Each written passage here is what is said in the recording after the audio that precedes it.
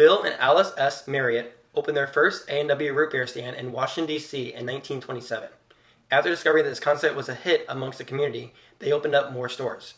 Soon after their beverage stand became popular, they expanded the root beer store to include light food items like tacos and tamales to offset their seasonality price fluctuations during the winter whenever it was cold there.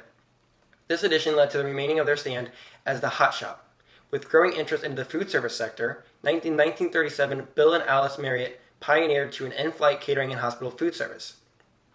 The lodging sector of the business came later on, in 1957 with the opening of the Twin Bridges Marriott Motor Hotel.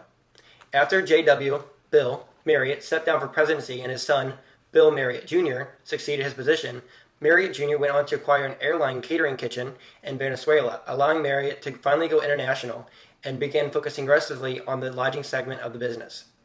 In 1983, the Courtyard by Marriott opened to reach customers a middle price range as opposed to its already existing luxury band. In 1987, Marriott Suites opened to target extended stay travelers. In the same year, Marriott purchased the Resident Inns Company. In 1989, Marriott Senior Living Services was then formed.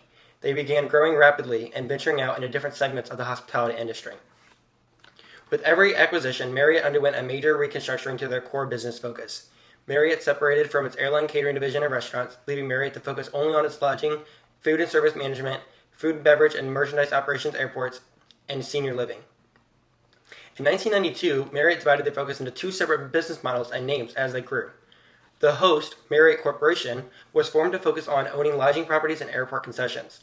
Marriott International, from the first airline kitchen, was to manage the family of hotel brands of which Marriott has then acquired throughout the years, senior living communities, and Marriott's food service management business.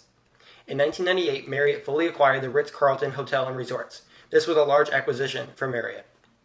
Marriott Corporation was renamed to Sodexo Marriott Services to accompany the company's food, maintenance, and janitorial services, while the lodging segment funneled into Marriott International. Following the industry slowdown and recession, Marriott let go of its senior living services and distribution services in 2002, allowing the company to then fully commit to the lodging segment of their operations. Marriott continued to add to its existing family of hotel brands across the nation and globe following the recession, as profits fluctuate heavily during this time. Marriott International began as a single-stand beverage service in Washington and is now a worldwide operator and franchisor of hotels and other related lodging facilities. Marriott collectively operates, manages, and owns over 5,500 hotels in over 100 countries.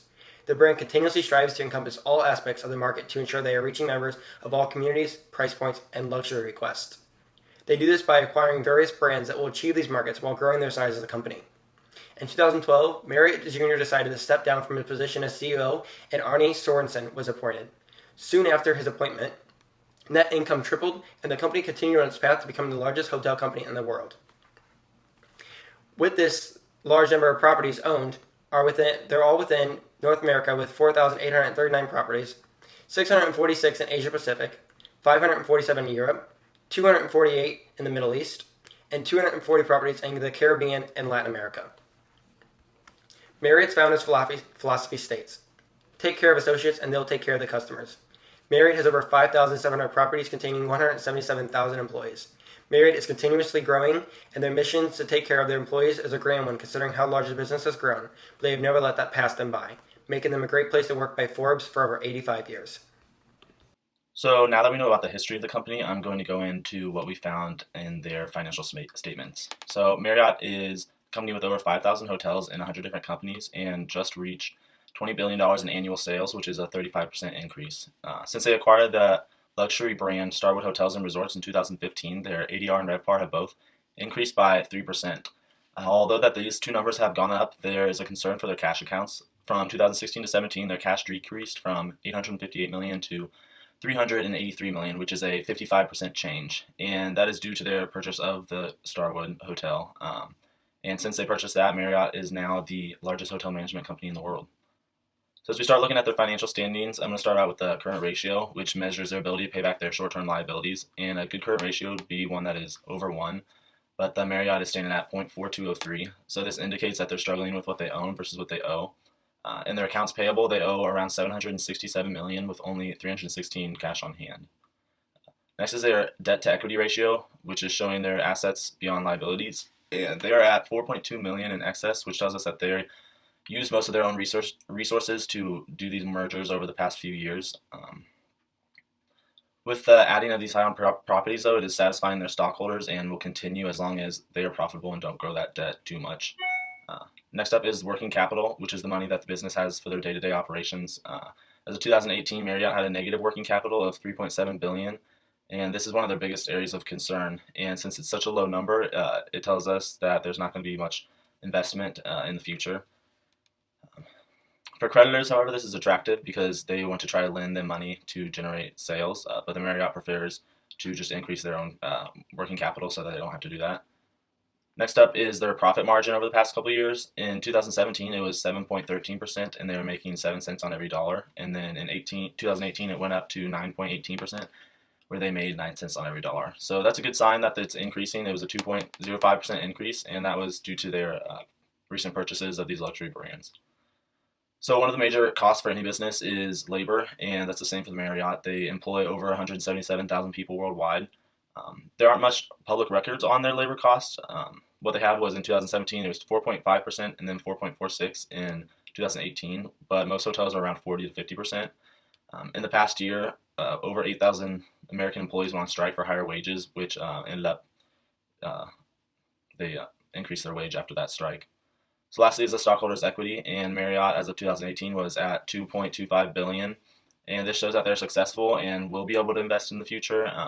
And this is also very attractive to stockholders and investors.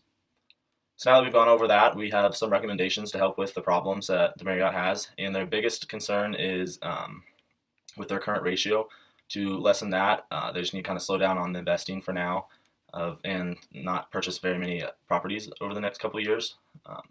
Even if they were to sell all of their assets, they could not pay back all their liabilities currently. So they just need to stop that for a while and build up more cash for a decrease in the current ratio. Being the largest hotel brand in the world, they need to kind of have a loyalty program that covers all of their properties.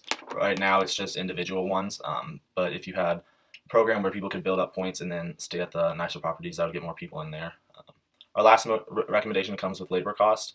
As minimum wage continues to increase and their need for more employees, that's just going to keep going up. That number will keep going up. So one thing they could do is look at putting more technology into their hotels with electronic check-ins and kiosks to help with guests arriving and leaving.